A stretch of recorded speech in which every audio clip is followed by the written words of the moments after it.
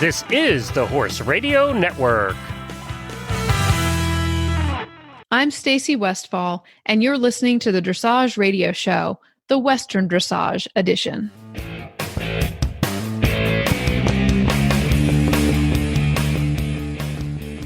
This is episode 568 of the Dressage Radio Show on the Horse Radio Network. The topic of today's show is connection and contact. Dolly Hannon joins me for the Judge's View, and Joann Williams joins me for the Trainer's Tip segment. But before we go to those segments, I have Dini Swanson joining me for a brief update from the WDAA, which, again, is the Western Dressage Association of America. WDAA is the recognized affiliate for Western Dressage with the U.S. Equestrian. And Dini, I hear you've been attending a lot of U.S. Equestrian webinars about how to get back into showing. Do you have any advice for me? Because I see a couple shows that are coming up near me in the next month. What should I be expecting? Well, it's going to be interesting. USEF is very on top of this. I've attended at least 2 webinars a week since this all started. Working with show organizers and managers and associations on how to get people back to showing. Mm-hmm. First and foremost, they say to follow federal, state, and local guidelines. Those trump everything. Mm-hmm.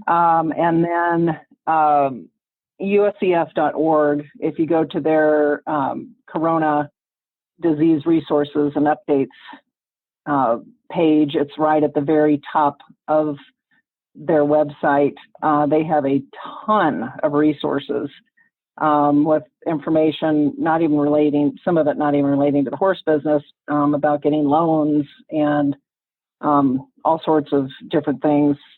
They've got forms for unemployment, the CARES Act, all of that. So that is a incredible resource to follow up on if you need to find anything out. So what I've found out is that USEF will begin allowing their licensed shows to start up on June 1st. Mm-hmm. And even if shows aren't USEF licensed, they're pretty much everybody is following that guideline. Yeah. At these shows, from what I understand, and it's going to vary everywhere, but most entry and getting your ride times and checking in, that is all going to be, or should be, online. It should be all digital. Secretaries' offices are going to be closed. They're going to try and minimize contact as much as possible. Mm-hmm. Because the poor secretaries are locked in the same room and having hundreds of people come in mm-hmm. to see them. So award ceremonies, those are going to be very different. No large groups. Everybody is pretty much required to wear a face mask, except when you're on the back of a horse. Mm. Then you can take it off. A lot of the collective classes, like rail classes, when you line up, there will be social distancing. So you'll have to line up with 6 feet in between each horse, which will make some of the classes smaller mm-hmm. Than usual. Let me see what else. Like equipment checks, those will be visual. Stewards won't be touching the horses. They won't be touching the bit of the bridle. Okay. Yeah. No spectators. I think they're limiting spectators, just essential people, families. They're talking about limiting how many people can be back at the stalls. Mm-hmm. Yeah. It's going to be interesting. So everybody's going to have to be flexible and up for change and creative. Yes, I know that even the reining world, which is not but like you said, a lot of the horse world is following the U.S. Equestrian USEF guidelines, and I know that some of those shows are starting up in June. And the first one I know of that went up, it sold out on stalls. So that will be really interesting because I know I'm excited about getting back to shows. So I see there's a show here in Ohio coming up June 20th. And then I've heard that there's a big show in Kentucky, a Western Dressage show, July 4th at the Kentucky Horse Park. And so I'm really, fingers crossed, hoping that all of these early shows in the beginning of June go off without a hitch so that we can hope that the summer kind of gets rolling again. Because I know that's what I'm looking forward to. Yeah, I think a lot of people are willing to, bend and do some new things just to get back out there. Yeah. And start showing again. Another thing that people will be required to sign if you're at a USEF show, particularly, are additional waivers. And most shows, even if they aren't USEF, they'll have an additional waiver for you to sign. So a little bit more paperwork. Yep. Also, I did want to tell you that we have a new partnership. WDAA has a new partnership with electronicvet.com, and they provide that they will gather all of your horse's health history online, so then you can send it straight to the show secretary, so you don't have to worry about losing your Coggins in the truck somewhere. That's convenient. Yeah. So, so I think people are adapting. It's things are going to be a lot more digitized. Well, yeah, I have to say that coming from the reining world and coming into both, I rode traditional dressage and the Western dressage, and it was a big leap for me to get used to doing everything online. So in a way, the dressage world has been ahead of some of the other disciplines that, I was used to just walking into the show office and doing it. So there's a bigger learning curve over on, like in my world, over on the reining side, where people aren't used to doing that, and now they will be. And then I love what you just brought up, because I got really good at labeling and uploading my membership cards, my Coggins papers, my vaccination records, I was like, I have this figured out. I might have learned more about organizing paperwork due to entering my online dressage and Western dressage than anything else. So it's good. It's good that I have, now that I got used to it, I really enjoy it. We just need to convert the reining world into ride times, because that is also a game changer. Like, I'm so excited about ride times in the dressage world. So, well, thank you so much for joining me today and giving me an update. And I hope that we hear a lot more about shows that are starting up the next time we talk. Thanks for having me. This Nutrition Minute is brought to you by Kentucky Performance Products, the company that simplifies your search for research-proven nutritional supplements at kppusa.com.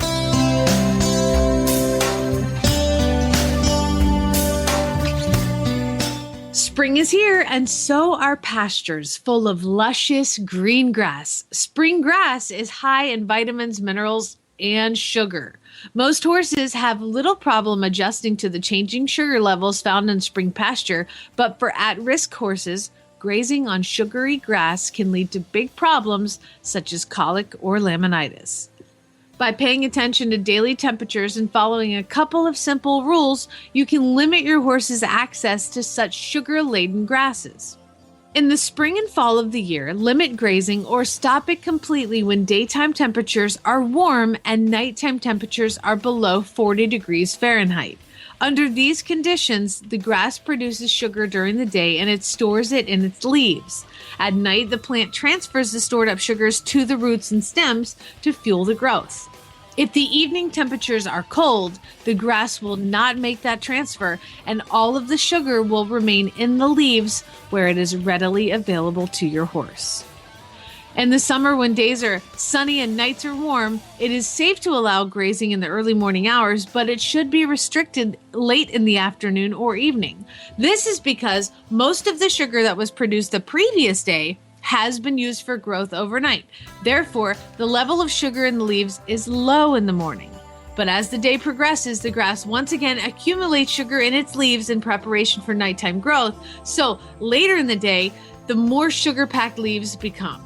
Because grass is a great source of essential vitamin E, horses that are restricted from grazing, especially easy keepers and horses in hard work, may develop vitamin E deficiencies. Lack of vitamin E can result in sore, stiff muscles and neurological problems. Elevate Maintenance Powder from Kentucky Performance Products is an affordable way to provide your horse with the vitamin E missing from his diet.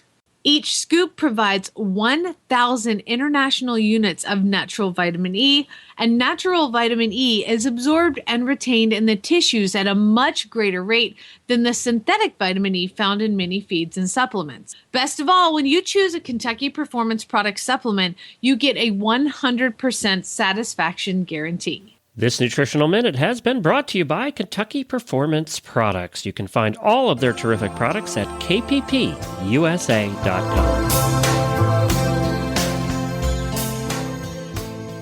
Joining me for the judge's view, I have Dolly Hannon. And Dolly is a USEF S judge and a USDF certified faculty member and a USEF Large R Western dressage judge. She's based out of Colorado, but she travels worldwide helping people learn the art of dressage.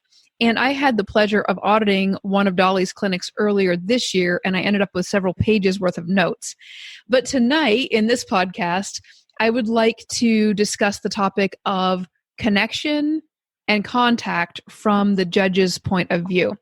So, Dolly, I'm going to jump right straight in with, if you could describe the proper contact, and the question I mostly really want the answer to is, what is the difference, or is there any difference when you're judging the contact between Western dressage as compared to traditional dressage?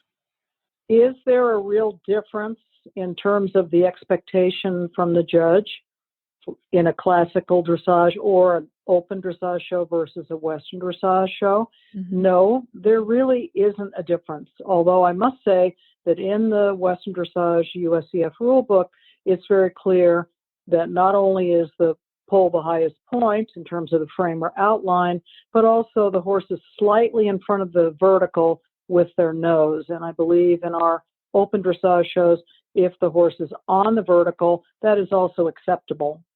When we talk about contact, contact is defined as how the horse accepts the rider's influence, hands, aiding, and connection. Is the horse equal on both reins and both sides?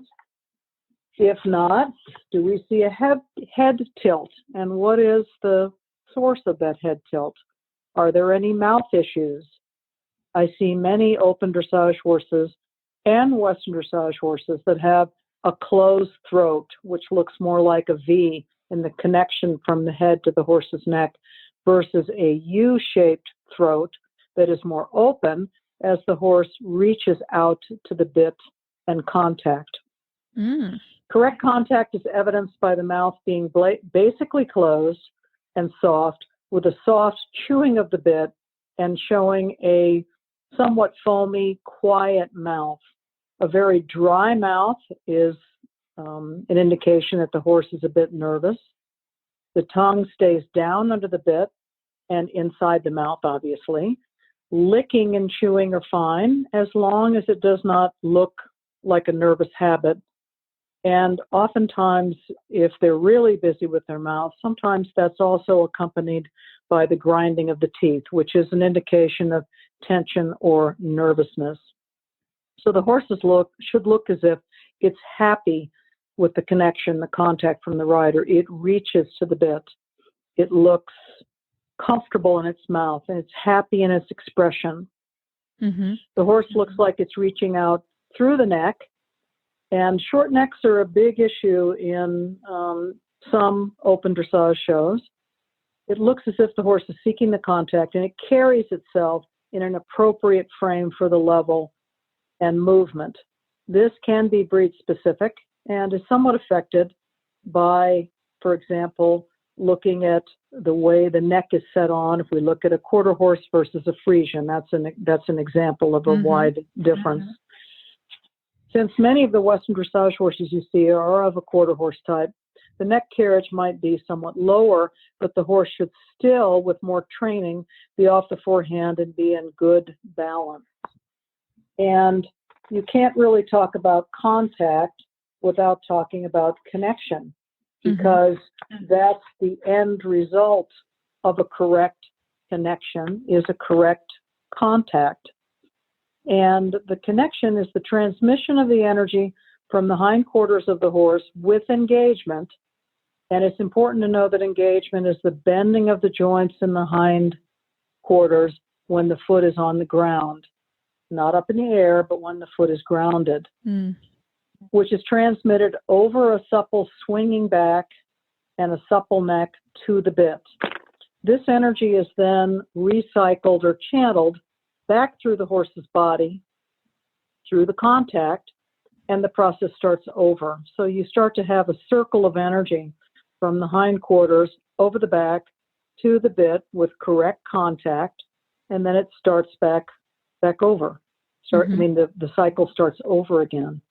And the way you can tell is you see some activity of the hind legs, not shuffling, not dragging the toes, the swinging of the back, the reaching to the bit, and the expression in the horse's face and mouth and tail. I mean, we look at the whole horse.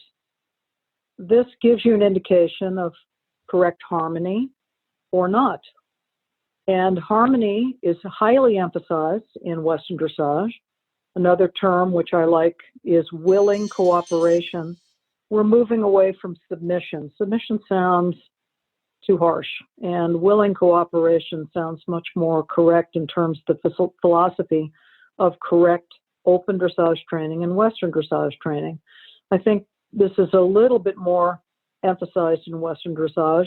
However, if I'm judging any class, harmony is a major factor in my assessment, not just the size or the expression of the gaits. So when, oops. Oh, go ahead. So I have a quick question. When you're judging, say you're looking at you mentioned at one point, like the levels and, appropriate to the level. So if you watch a first level horse, can you kind of compare and contrast what you'd be looking at watching a first level horse as a judge and what you'd expect versus let's say a fourth level in Western dressage. So can you explain what the difference you would expect to see in that from the judge's point of view? Well, even in level one, we're expecting the horse to have some impulsion. And I think that's been one of the main things that's been a little surprising, perhaps, for some of the competitors that come from other Western disciplines. Maybe reining, I don't know, but definitely Western pleasure, is that the horse is expected to be engaged, have an active hind end, cover some ground. They don't have to track up. That's been an important point because you have some horses that aren't as long strided, but they can still cover ground and look active and supple. They can look engaged. And so even at level one, we're expecting the horse to have some balance. We're expecting the horse to start to have a little bit of self-carriage and start to be a bit more uphill. If you look at the definitions, I'm opening up my little diagram book.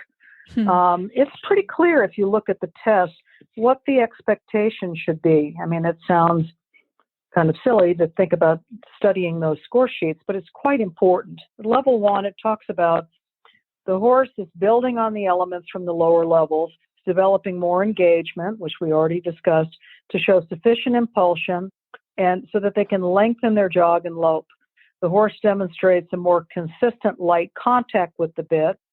These tests produce some collection, some lateral work, and longitudinal balance. Suppleness, which of course is emphasizing harmony and rideability. If we skip forward to level 4, which we're not seeing too many yet, but we're going to see more, I'm sure, as this becomes even more popular.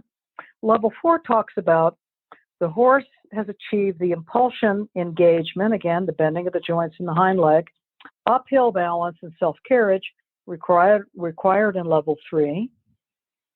And the movements should be performed with greater engagement, straightness, And straightness is a big topic because if we look at some of the open classes or group classes, the horses, especially in the lope, are quite crooked. So the emphasis here is for the horse to be in a shoulder four with the shoulders a little bit to the inside, which creates a straight horse. So that's been true in dressage training for hundreds of years. Mm-hmm. The expectation for suppleness, bend, and balance is higher. There's a marked lightness of the forehand, which means you can move those shoulders around quite easily, resulting from a distinct lowering of the hindquarters, again, engagement, and throughness. Now, throughness is a big word. It means there's no crookedness, no balance issues. There's nothing to block that flow of energy that we talked about earlier in terms of connection. Mm-hmm. And that's highly regarded or demonstrated, better word, in the lope pirouette. If a horse is going to do a lope pirouette, they have got to lower the hindquarters and be light in front. A solid foundation is evidenced throughout by correct, willing, harmonious performance, and the horse looks softly on the aids. So there's a big jump.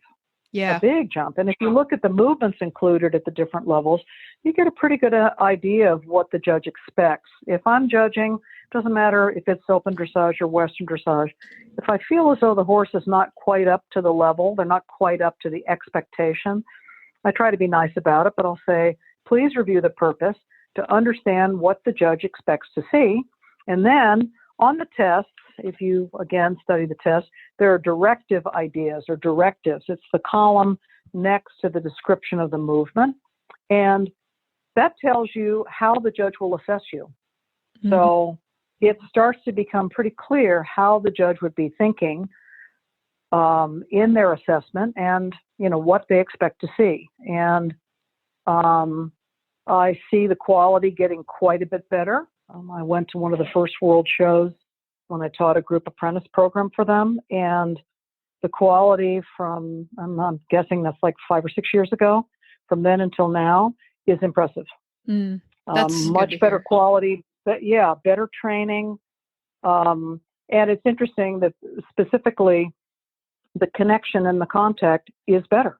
You know, the horses look more correct in their mouth. They're not showing signs of nervousness or tension. And I think it varies. You know, you're going to definitely see more contact into a milder snaffle than in a curb bit. But still, there should be a give and take. There should be a communication. For me, I keep thinking about, all right, does the horse want to be in relationship with me through this connection? Am I bringing these reins to life, or am I, either becoming static, meaning there's no communication, or am I too strong? Is my timing off? So, the horse's mouth and their expression and face is kind of the window to their soul. I know that sounds silly, but you really see a lot. How is the horse feeling? Right. Yeah. Is there a happy relationship going? And when there is, it's rewarded.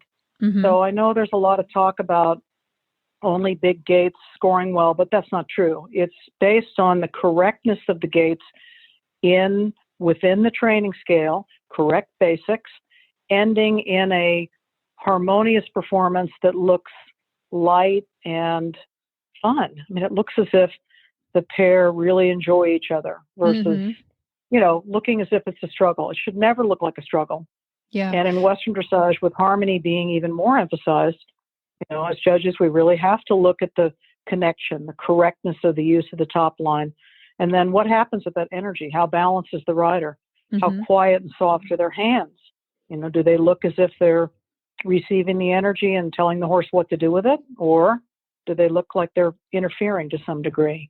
Right. So these are all things we're assessing in every movement on the test. Now, I'm curious. I know that when I was getting started in dressage, I know that doing some of like the stretchy circles was an area that had a lot of questions around it. And I know I run a Western dressage Facebook group, and a lot of people are like, "How do you get this?" It's like what is expected for the connection when you're doing like a like a stretchy circle in a test, or even a walk, even really walking from like a free walk. And so if you're doing that, what is the judge looking for? And I guess inside of that question is like, where do you see problems with connection? And do you have any advice for people who are showing, like, if only you would do just a little bit here, that might help me score you a little bit higher? Okay. Well, proper connection and contact are shown through the execution of the transitions and very specific movements. For example, the stretching down circle in the jog or free jog and the free walk. Does the horse seek the contact and swing over the back while covering ground and balance or not? These two movements show acceptance of the aids and whether or not the training is correct or not. Does the horse stretch down willingly and seek the contact in your free jog or stretchy, chewy trot circle or jog circle? Sometimes the gaits get worse in these movements due to tension, jigging in your free walk, or rushing in the stretching circle, and a lack of balance. And then what we really look for is when the training's correct, the gaits improve. When the rider loosens the reins and allows the horse to move freely forward. I think that oftentimes people don't work on really teaching the horse to stretch down. They don't lengthen their reins and shorten them. I write on many, many tests, please lengthen your reins. And you have to be clear on the test that it says long rein versus loose rein. Most of the time, a free walk is a loose rein. An extended walk would still be on a contact. But the horse should look as if it's seeking the connection or stretching down, relaxing their back. So I think riders need to work on those transitions more so that the horse accepts the shortening of the reins and doesn't get nervous and jig. In the stretching trot circle, one thing that helps as a judge is for you to have done enough of it to have in your mind what a 10 is. And I do. I've seen it both in Western dressage and in open dressage. The horse came in with a very correct jog or trot, correctly connected, swinging over the back, quiet in the mouth. They came into the 20-meter circle. Within the first quarter of the circle, they stretched down. Now, in terms of where the head and neck goes, the pole should be below the withers. They do not have to have their nose in the dirt. Very few horses can balance there. But the nose should probably be approaching the knees, and the horse should look as if its nose stays on or a little bit ahead of the vertical. They don't lose balance. They don't speed up. They don't slow down. You can show an accurate circle. They willingly stay stretching and swinging for half a circle. The rider shortens the rein. The horse says, well, sure, that's great. Let's go. Shortens the rein, and they, in that last quarter of the circle, develop their connection appropriate to the level and go on. And it was put in to really check the correctness of the training. Before that, at least in open dressage, there was nothing like that. There might be a release of the reins, but there wasn't a movement that expected the horse to really come round down over the back and look correct in their basics. So for me, that's a real indicator of correct training. That was an excellent description. Thank you. You're welcome. Very good. Is there anything else you'd like to add to the like recommendations for somebody showing, and to make sure that they show proper connection and contact when they're showing? Well, I think it really does depend on the level. However, the horse should look as if it really accepts the rider's direction through the hands, through the balance. Does it look as if the rider, loosened the reins or felt a little forward, the horse would softly seek the connection? Where did you go? Or would the horse lose balance and, drop its back or get upset? It should look like a real harmonious relationship through those reins. Those reins really have come to life. I think it's important, if you're riding in a curb bit, to be able to show a little bit more lightness, a little bit more suppleness. If the horse stretches into the snaffle bit, it's a pretty mild bit. Curb bit, depending on what it is, has a lot more leverage. So I like to see not a loose rein. I know in the Western Open classes, the reins are expected to be very long and loose. That's not correct. The horse should be in a light contact, but it should look as if it's in self-carriage. Does it want to be there? Does it look in balance? Or does it look like it's leaning on the reins, or that the rider's, worse yet, balancing on the reins? That's a big comment I find myself at times riding on the bottoms of tests. That the rider must be more balanced and more independent, so that the hands look as if they're almost giving to the horse versus holding the horse back. And we want to see free moving horses. Yeah. Western dressage or open dressage. Yeah. Something you said earlier that I keep finding myself, if I'm sitting here listening and I'm really thinking about it, is that when I read the word connection and when I talk about it, I'm automatically thinking about acceptance of the bit, but I'm leaving out the second half of what I'm sitting here looking at a training pyramid version of the training period. And it says acceptance of the bit through acceptance of the aids. And you started the conversation by saying that it was acceptance of all the aids. But if I think about it, a lot of times I'm defaulting to thinking primarily about the connection only in my hands. I'm not thinking like it, and I'm sitting here as I'm listening to you, realizing that,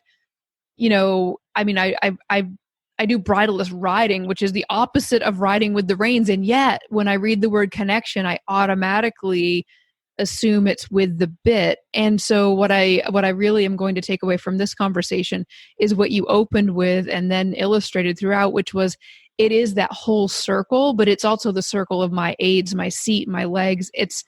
Which also is going to help that connection and that contact, because I'm not going to be 100% focused on getting everything through my hands, which makes sense when I say it, but I can feel as I'm listening to you that my brain wants to default back to like a laser focus on the bit in my hands instead of the whole picture, which is really interesting. Yeah.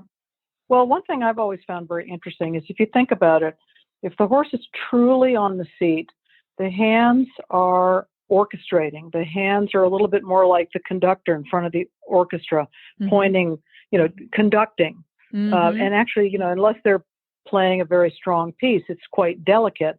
Yeah. And I think about the body being in the aids in the seat being the actual instruments. I mean, if you ride bridleless, the horse must be on the seat. The horse must be on the legs. The horse must be connected and balanced. It's just that they're trained enough that they don't need that bit in their mouth to follow your seat correctly. So for me, when I think connection, I really think about all of the elements of the training scale to the bridle or to the contact or to the mouth.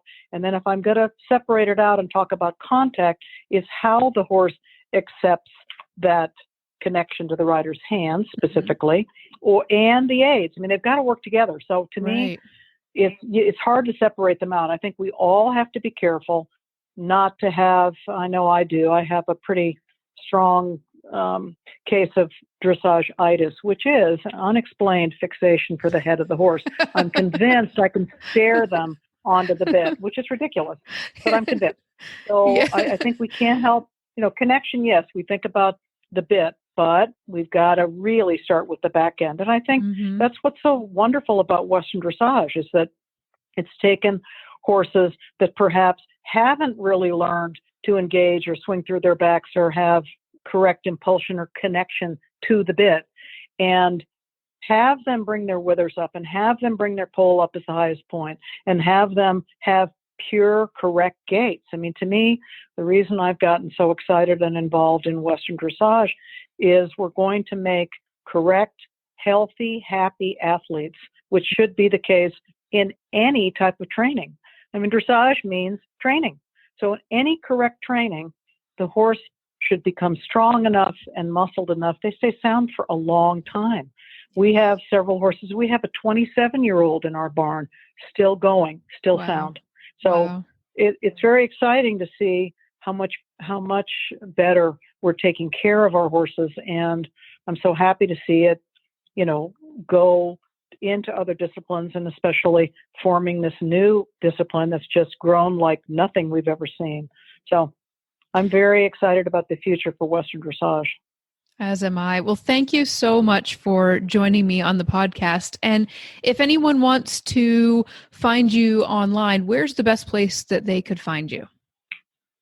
Well, I'm on Facebook. I have a Facebook page, Dolly Hannon Dressage. I also have a website, dollyhannondressage.com.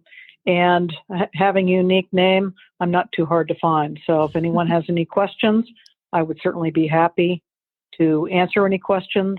And I'm training at Legacy Valley Farm in Arvada, Colorado. And I really enjoyed our chat. Thank you so much for inviting me. Thank you so much. And I will be having you on again when I discuss freestyle. That will be a fun episode. Well, Thanks. That's my thing. That's one of my main interests. So that'll be fun. Mine too. I'll look forward to it. Thank you.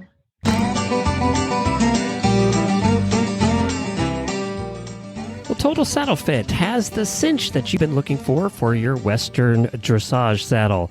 The shoulder relief cinch actually changes the position and angle of the billets to prevent the saddle tree from interfering with the shoulder. The center of the cinch is set forward to sit in the horse's natural girth groove, while the sides of the cinch are cut back to meet the billets 2 inches behind where the horse's natural girth groove lies. This brings the latigos from angling forward to becoming perpendicular to the ground, which reduces the saddle's tendency to be pulled forward into the shoulders. With horses that have shoulder interference without angled billets, it simply moves the billets back to keep the saddle further away from the shoulders. The secondary benefit to this shape is the cutback at the elbows. This gives more room for elbow movement as well and prevents galls in the elbow area. You can find the shoulder relief cinch at TotalSaddleFit.com. That's TotalSaddleFit.com. Today on the Trainer's Tip, I am interviewing Joann Williams, and I'm going to tell a little story because last year in 2019, I went to the Western Dressage World Show for the first time, and a friend went out with me, and we were walking through the stadium, and there was a class going, and I was trying to find the show office, and I looked out into a class that I didn't even know what it was, and I saw this amazing horse. Totally overlooked the rider. I saw this amazing horse and was like, what is that horse? And I wanted to know so badly that I actually memorized the number and took it to the show office and was like, tell me what this horse is. And that was my first introduction to Joann Williams. And to say a little bit more, Joann and her horse were actually the division champions in level 3 and level 4 and had the highest score of the entire world show last year. So I was definitely, it was a good pick of mine when I very first saw Joann and her amazing horse. Joann is also a Western dressage judge, but tonight we're going to be talking about a trainer's tip on contact and connection. So Joann, were you aware of that little story? I think I told you that when I met up with you. No, I have no idea. Oh, yes. You were showing it must have been one of the rail classes when it was the group, and it was on that first day. And I was like, what is that horse? I must know. And I did overlook you. Had a good rider too. Really exciting. Really exciting that we caught your attention, someone with your credentials. I'm honored that we were noticed. Oh, more than noticed. I mean, the young lady that was with me, she was like, what is it? I'm like, I don't know. So then can you tell all of us how your horse is bred again? Because that was one of my first questions when I did get near you. I was like, what is he? And you were like, he's a giant Welsh cob, correct? Yes, but the Welsh cobs can be large. He's fairly tall at 15.2 for a cob. Most of them are about 14.2, 14.3. He came from a very good performance line of cobs. So, has kind of lived up to his breeding. Yeah. Do you have any videos of him on YouTube or your Facebook? Because he is gorgeous. I have actually the video of my Saturday night freestyle which I was having so much fun. Mm-hmm. He's a little brilliant, but he was so good the entire show. I just couldn't be prouder of him. Yeah. He stepped up to the plate and did absolutely everything. Any mistakes were mine, not his. Yeah. He's amazing. So anybody who's listening, if you get a chance, we're going to give out the contact information for finding Joann, or you can find it in the show notes for this episode of the podcast. But he is really, really, they are an amazing team to watch together. And that's one of the reasons why I wanted to talk to you in particular about developing contact and connection with a horse. I know that you train and show in both the Western dressage and traditional dressage. And I know that you're actually really active inside of my Western dressage Facebook group. And one of the questions that I see come up over and over again is about developing contact. And I'm going to kind of switch back and forth between the words contact and connection, and you can fill in the blanks however you want, Joann. But what I see a lot of questions about is like, how do I develop that, and what level of contact do they want? And I would love to get some tips, because your horse was, it was just so perfectly like exactly what I want. So if you can give us any tips, let's jump in with somebody who's maybe they're just getting started, and they've got a horse that they've been trail riding, and they're watching the Western dressage online, and they're hearing about contact or connection. What is some of the early on things you would like to tell them?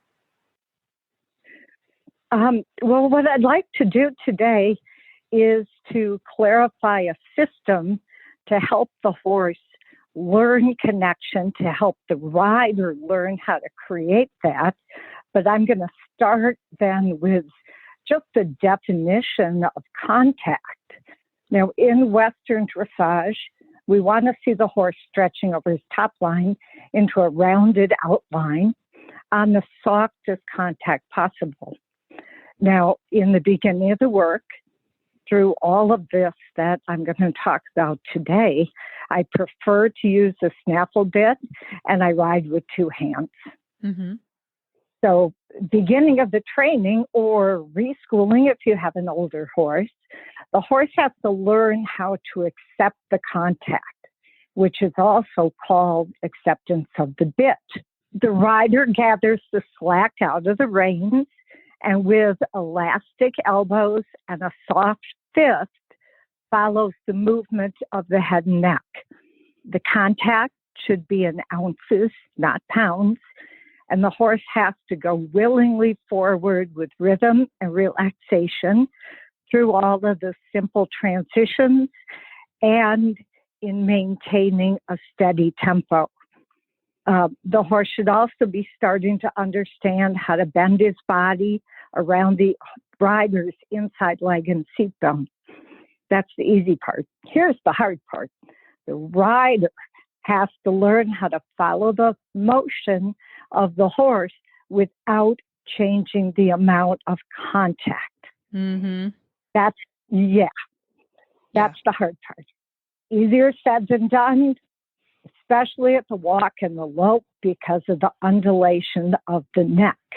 Yes. And at this stage, at the contact stage of training, the rider is not trying to influence the position of the neck, except perhaps a little opening of the inside rein for steering and for introducing the bending. Mm-hmm. Now, if somebody has a horse, it kind of looks to me like when I see people riding, the two most common things that horses might do to them are either pull the reins out of the rider's hand or hide behind the bit. Can we talk a little bit about both of those? Oh, yes. Those are the errors in contact, which will become errors in connection because they're not the same thing. You can have contact without connection, but you can't have connection without contact. So the answer to all these evasions that the horse may pull out of his hat is to allow him the time to understand. If the horse hides behind the bit, you like this. It's the universal answer. If he hides behind the bit, more leg. Mm-hmm. If he roots down, more leg. And so the answer to everything in the world is more leg. More leg. So when you're doing that, if you, let's say that you've got a horse that is either, if the answer is more leg and the horse is rooting out or hiding behind, do you find that you like to do more something on circles or more straight lines while you're doing that, while you're adding more leg? Me here. Yeah, when I'm working on this basic work, I use a lot of bending lines rather than straight lines. It's easier for the horse to understand. Mm-hmm. And when I say more leg, if they root down, they're going to get a sharp tap in the sides with one heel, mm-hmm. whichever is the bending side. Just a little bump. If they hide behind a bit, I'll use a slower squeeze with both legs as I push my hands forward to try to invite them to reach the neck out to the bit. I like that description. So, good. Yeah. I hope that helps. Yeah, And I like that description. The first stage of accepting the contact, it can take days, it can take months. But it's important to take your time, because if the horse does not accept the contact or accept the bit, he's never going to have a correct connection. Mm-hmm. That is definitely great advice. And one thing that I want to run by you is I've been teaching people and trying to figure out how to get them to use their elbow more. And one thing I noticed was when they were lunging their horses, if I can get them when they're lunging their horse to think about on the lunge line, starting to develop the feel of using that elbow and having a correct contact, even in their groundwork of light lunging like that. It seems like that seems to help riders understand the elbow, where sometimes they want to use their wrist more when they're riding. Have you ever, what rider habits are you generally seeing if they're making mistakes and they're not using their elbow? Where do you see the riders compensating or changing their bodies if they're not using that contact through the elbow? I usually see stiffness through the arms, and then every time the horse goes to move the head and neck in a normal motion, the horse gets a little bump on the end of the reins. Mm-hmm. And this is hard. It's easier at the walk because there's less going on, but at the lope especially, a locked arm will have the horse hitting the bit at the bottom of the stride. And and we're all guilty of it. I'm guilty of it. And I have to tell myself, relax, follow, keep the contact the same. Mm-hmm. So that I think is the biggest error, because in the lope, there's a lot more going on mm-hmm. that you have to make sure to follow that contact. And I agree with you completely about using the lunge line to help the riders learn about elastic arms. To take that even a step farther, you can double lunge or work in the long lines, and then they are literally riding the horse from the ground. Mm-hmm. That's great advice too. I love ground driving, and so that makes mm-hmm. sense. Why? Because the other thing that's nice, I find that especially effective for a horse that wants to hide behind the bit, because it's hard for them to hide behind the bit when you're ground driving. Naturally you end up asking them to go forward, which is essentially more leg, which helps sort out that whole problem of mm-hmm. contact. That's a good reminder too. Now, what about when somebody starts moving up through the levels a little bit more? So let's say they've got some of the basic contact down, but they start moving up through. Are there certain movements or tests or areas that you find where people start to almost have another, like they had a level of connection or contact and connection? Where do you see some of that being challenged again as they move up through the levels? Well, definitely the biggest challenge is from level 1 to level 2 when you start to add collection. Mm. And collection is so misunderstood. The connection plays a huge role in how correct the collection is going to be. Mm-hmm. Now, remember that in our introductory level horses, they really only have to show acceptance of the bit. And unless they're doing the total giraffe act, they don't have to be round. They have to be relaxed. They have to show that they want to reach into the bridle and be soft and supple and relaxed. But even by the time you come to basic, you have to start to ask that horse for connection. Mm-hmm. And if I may, a good definition of connection is that it comes from the hind legs. It comes through a relaxed, lifted, swinging back, reaching into the bridle in a rounded outline. The hands, the legs, the seat, they all work together to create that connection. When it's right, it's a fabulous feeling. The horse is self-propelled, he's more uphill, and he's a little bouncier, but in a really good way, like being on a trampoline or sitting on the edge of a waterbed. Mm-hmm. Yeah. Well, your horse looked like an amazing example of that. Is there anything else you'd like to add for the listeners on this contact connection discussion before we go? Oh, I could do this all day. I know. Well, let me just start here with a very basic system to help people train their horses in connection, taking the step from contact to connection. Okay.